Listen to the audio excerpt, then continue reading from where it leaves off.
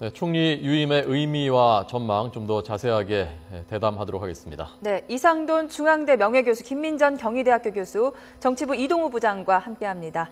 어서 오십시오. 어서 오세요. 네, 안녕하십니까. 자, 정홍원 총리를 고심 끝에 유임시키기로 했다라고 발표가 됐는데요. 배경이 무엇이라고 보셨습니까? 아무래도 새로운 총리감을 구하기가 어려웠고 또 힘들어 구해본들 그 위험이 너무 크지 않습니까? 흔히 말하는 대로 리스크가 너무 크니까 그거보다는 또 안전한 방향으로 가자 이렇게 한 것 같습니다. 그러나 이것이 우리가 이른바 새술은 새부대에 닿는다는 말이 있는데 과연 그 세월호 이후에 국가개혁 의지가 지금 정홍원 총리 체제로서 가능할 것인가 하는 그런 비판이 있겠습니다.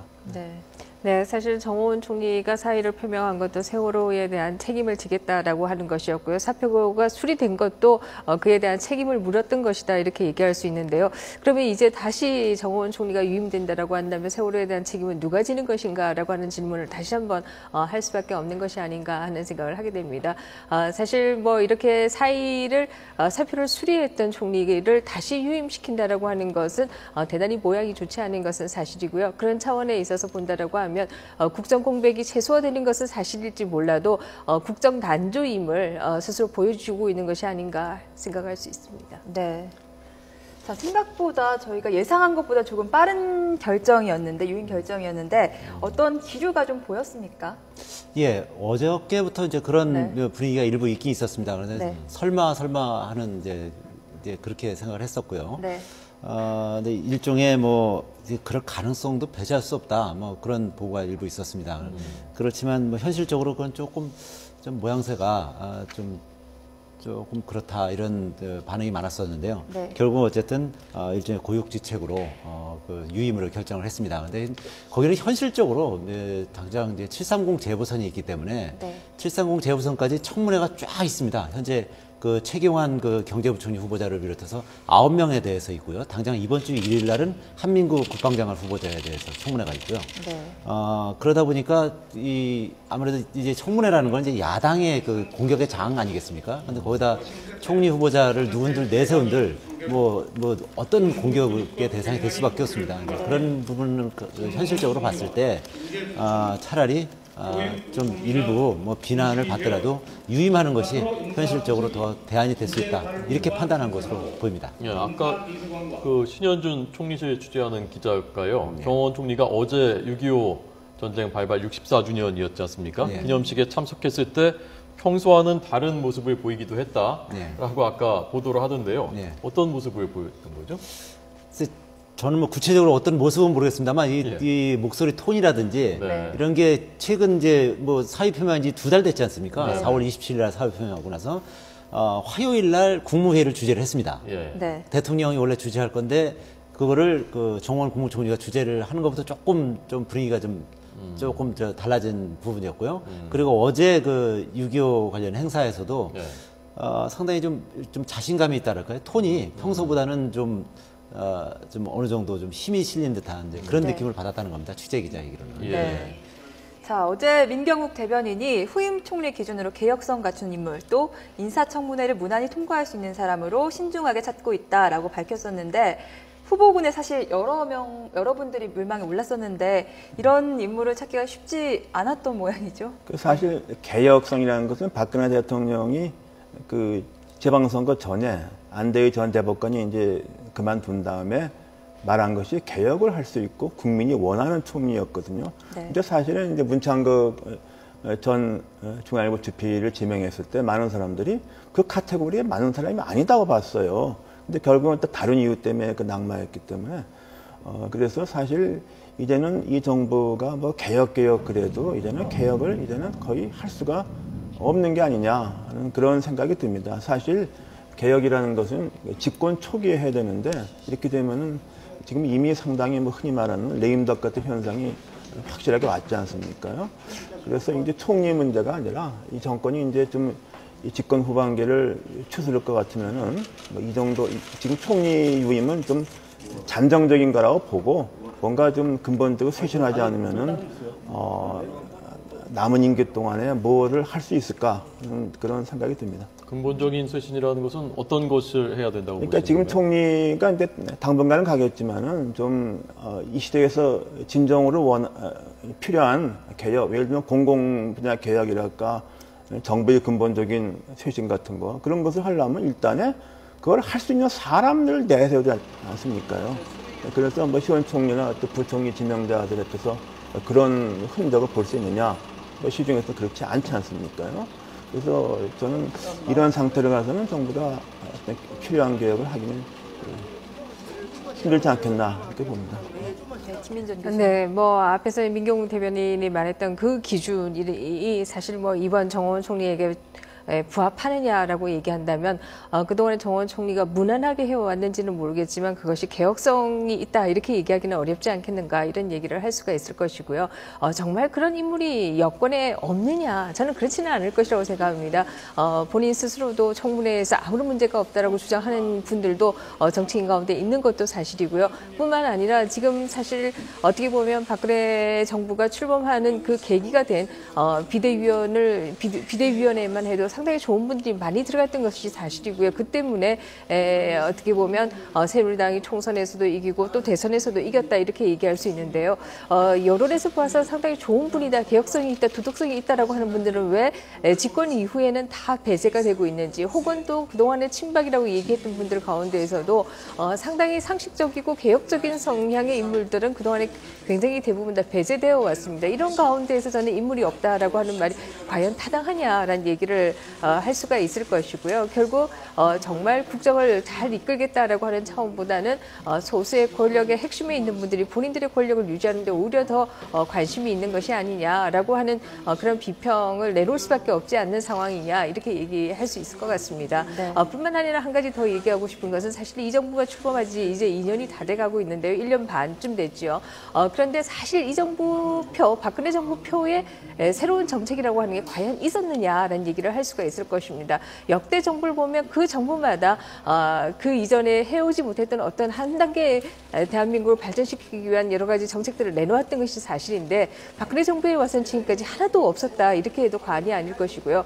단지 하나 지방선거 직전에 규제 완화를 들고 나왔습니다만 결국 세월호 참사의 원인이 오히려 규제 완화에 있었다라고 하는 것이 나오고 난 이후에 그것조차도 사라지면서 사실상 새로운 어젠다를 아직도 아무것도 내놓은 것이 없다. 그런 차원에서 저는 이 정부가 다시 한번 좀 재정리를 하고 정말 남은 그 임기를 이렇게 그냥 보낼 것인가라는 질문을 오히려 하고 싶습니다. 네. 알겠습니다. 지금 말씀하셨지만 사실 그런 면에서 이제 이번 개각에서 그 키포인트는 최경환 경제부총리에 있다 이렇게 볼 수 있겠습니다. 지금 이제 그 김민정 교수님께서도 말씀하셨지만 이 정부 들어와서 뭐 한 게 뭐 있느냐 이런 말씀하시는데 이제 최경환 경제부총리가 전 원내대표 아니었겠습니까? 그래서 대통령의 측근이고 그야말로 힘이 막강한 경제부총리이기 때문에 최경환 경제부총리를 키맨으로 해서 아마 경제를 상당히 한번 일으켜 보려고 아마 많은 시도를 할 것으로 예상이 됩니다. 예, 네. 오늘도 아까 발표에서 이 정호원 총리 그리고 두 부총리 신설되는 부총리까지 해서 경제혁신 3개년 계획을 비롯한 국정과제에 매진하겠다라는 그 발표가 있었거든요. 자, 정호원 총리 반응이 나왔군요. 네. 자, 앞서 총리실 반응은 업무 연속성을 유지할 수 있어서 안도하는 분위기라는 소식 전해드렸고 정호원 국무총리도 입장을 밝혔는데요. 자, 야당의 우려를 불식시키기 위해서 국가 개조에 마지막 힘을 다하겠다 이런 발언이 나왔습니다. 네. 자, 좀 지켜봐 주는 것도 괜찮지 않을까요? 어떻습니까? 네, 너무 그렇습니다. 지금 사실 뭐 온 국민이 어떻게 보면 박근혜 정부가 성공해야 또 온 국민이 다 행복할 수 있는 거 아니겠습니까? 예. 네. 아마 야당이라고 할지라도 이 정부가 이 나라가 잘못되는 것을 저는 원하지 않을 것이다 이런 생각을 하게 되고요. 그런 차원에서 이 정부가 성공하게 하기 위해서 지금 드리는 말씀이다 이렇게 얘기를 드리고 싶습니다. 뿐만 아니라 사실 정호원 총리가 국가 개조에 마지막 힘을 다하겠다라고 말씀하셨는데요. 네. 지금 지금 이 순간에 생각을 해보면 인사 개조라도 좀 잘했으면 좋겠다라고 하는 염원을 가지게 됩니다. 예. 네. 네, 그 국가 개조 이렇게 좀 말씀하시는데 그건 뭐 물론 잘 되기를 기원합니다만은 그러나 지금 총리실에서 나온 얘기가 업무의 연속성 때문에 환영한다 그러는데 사실은 우리가 그 되게 아는 거 아닙니까? 과거에 총리가 뭘 해왔냐 주로 한 것이 뭐 의정과 대덕이었구만이죠. 그리고 과거 정권에서는 총리가 통상적으로 국무회의를 주재를 하고 대통령은 중요한 때만 주재를 했습니다. 그러나 현 정권 들어와서는 총리가 국무회의 주재한 게 지난번이 아마 처음이었죠. 그래서 총리한테 좀 힘을 실어주지 않은 상태에서 과연 무엇을 할 수 있겠냐 하는 것이고, 과연 대통령이 과거처럼 모든 것을 결정하는 시스템에서 과연 총리와 내각이 어떠한 일을 할 수 있겠는가, 우리가 좀 짚어볼 점 많다고 봅니다. 네. 자, 정홍원 국무총리 사퇴 의사를 밝힌 뒤에도 그래도 세월호 참사 이후에 수습을 위해서 꾸준히 좀 일관되게 노력하는 모습을 보여줬는데 이런 모습도 좀 많이 높이 산 것 같아요. 어떻습니까? 예, 그렇습니다. 예, 대표적인 예가 이제 이주영 해양수사부 네. 장관이라고 할 수 있는데, 그분 같은 경우도 그래서 총리 후보에도 해수부로서 예, 해수부가 큰 책임이 있다 그래서 세월호 참사 책임론으로 사퇴 여론이 많이 처음에 들끓었었는데 네. 그 이후에 뭐 수염도 덥수룩하게 기르면서 그 팽목항에 상주하면서 이제 세월호 그 유가족들하고 접촉을 했고, 거기서 네. 진정성을 인정받아서 세월호 유가족들이 오히려 반드시 유임시켜야 된다 그랬고요. 지금 말씀하신 것처럼 이번에 총리 물망에도 오르기도 했습니다. 네. 이렇게 좀 진정성 있는 분이 총리를 하는 게 어떠냐, 뭐 그런 얘기도 꽤 많이 돌았었는데요. 네. 그 정홍원 총리가 이제 막판에 비록 그 사의 표명하고 2개월 정도가 지났습니다만 그 동안에 나름대로 상당히 그 유정의 미를 거두려고 노력했던 부분이 막판에 상당히 점수를 따지 않았나, 그렇게 볼 수 있겠습니다. 예. 자, 오늘로 재보선 규모가 사실상 확정이 된 거죠? 예, 그렇습니다. 자, 오늘 재보선도 큰 뉴스인데요. 네. 자, 재보선 오늘 규모가 확정된 것은 대법원의 판결이 나왔기 때문입니다. 네. 잠시 뒤에 취재기자가 연결되면 오늘 판결 내용을 전해드리고, 연결되어 있군요. 네. 자, 조임정 기자 연결되어 있습니다. 조임정 기자 나오십시오. 네, 대법원입니다. 네.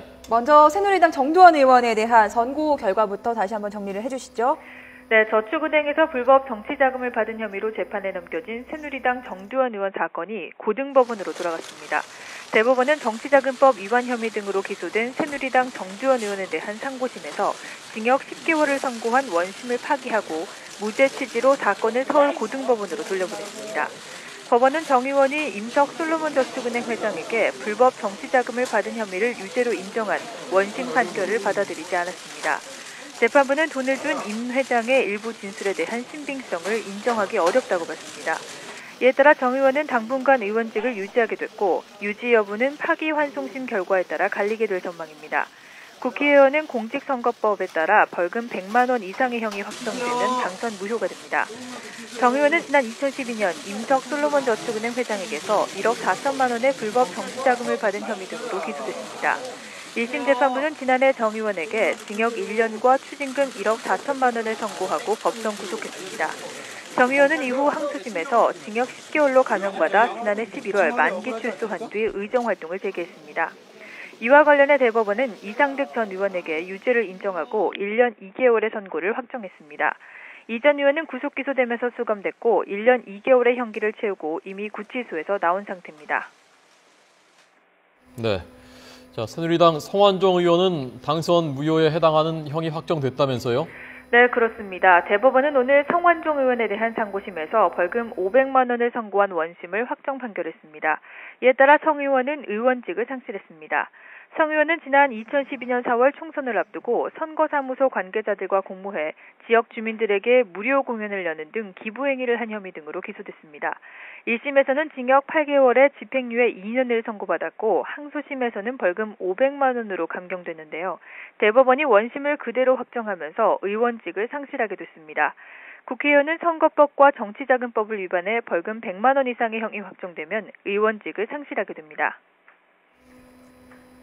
자, 그렇다면 이제 재보선 지역 15곳으로 확정이 된 건가요? 네, 그렇습니다. 오늘 대법원 판결로 성완종 의원의 충남 서산 태안에서 다음 달 재보선이 치러지게 됐습니다. 앞서 지난 12일에는 새정치민주연합 백이훈 의원과 통합진보당 김선동 의원이 대법원에서 당선 무효형을 확정받아 의원직을 상실했는데요. 이에 따라 이들의 지역구였던 전남 나주 화순과 전남 순천 곡성도 선거 대상입니다. 이는 재보궐선거 30일 이전에 재보선 사유가 확정될 경우 선거 대상에 포함된다는 공직선거법에 따른 겁니다. 이렇게 해서 재보선 실시 지역은 이번 달에만 3곳이 추가되면서 모두 15곳으로 늘었습니다. 지금까지 대법원에서 YTN 조임정입니다. 네, 재보선 15곳입니다. 이 가운데 수도권이 경기 서울이 6곳. 네, 전부 6군데입니다. 굉장히 큰 규모, 역대 이렇게 큰 규모가 없었던 것 같기도 하고. 사상 최대 규모의 재보선이라고 볼 수 있겠습니다. 네, 어떻게 전망하십니까, 이동욱 기자께서는? 현재 그 판세를 봤을 때 여당이 굉장히 불리하다 이렇게 볼 수 있겠습니다. 지난 그 지방선거에서도 수도권에서는 물론 그 광역단체장에서는 여당이 그 2곳을 이기고 서울을 그 새정치연합의 박원순 후보가 당선이 되고 그랬습니다만 예. 특히 서울 같은 경우는 그 25개 구청장 중에 21개 구청장을 야당이 가져갔고요. 4군데만 그 여당이 가져왔습니다. 예. 그 강남 벨트를 포함해서 이제 4군데만 됐는데요. 이런 그 수도권 그 민심을 봤을 때 상당히 쉽지 않습니다. 그래서 여당에서는 어떻게 보면 오늘 그 서대문을 그 정두원 의원이 파기환송이 된 것이 다행이라고 볼 수 있겠죠. 네. 사실상 서대문에 누구를 내세워도 쉽지 않은 그런 상황이라고 볼 수 있겠습니다. 현재 민심 구도를 봤을 때. 네. 근데 뭐 경기도 김포라든지 아니면 뭐 평택을이 있고요. 수원 그 3군데가 있고. 예. 네. 전부 다 여당 입장에서는 지금 다 쉽지 않은 그런 지역구라고 볼 수 있겠습니다.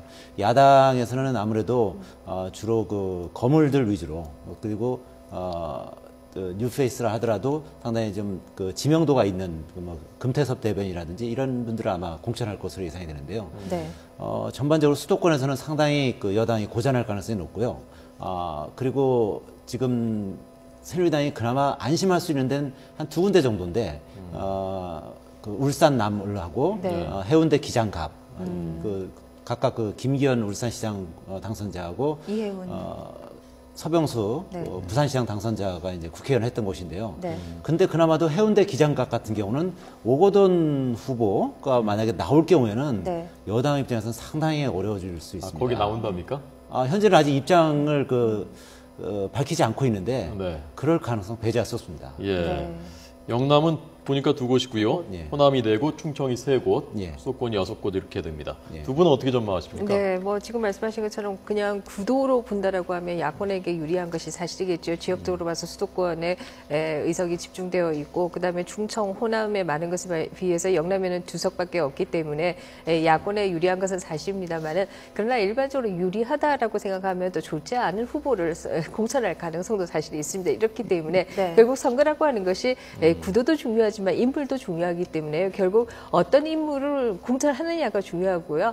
이번 야권에서 입장에서 본다라고 하면 이번 당 지도부에 대한 평가가 야권의 경우에는 결국 이번 재보선의 결과가 어떻게 되느냐에 따라서 상당히 달라질 가능성이 있는데요. 네. 그런 차원에서 본다면 야권이 또 자만한다라고 하면 저는 결과가 생각과 정반대로 나타날 수도 있다 이렇게 생각이 됩니다. 그러므로 정확한 선거의 결과라고 하는 것은 결국 후보 공천이 좀 끝나 봐야 예측하지 않을 수 있나 생각이 되지요. 이상돈 교수님. 아까 말씀하신 대로 아마 여당에서는 정두원 의원 판결에 대해서 아마 한숨을 내쉬었을 겁니다. 그건 뭐 재보선하게 되면 100% 뺏긴다고 봐야죠.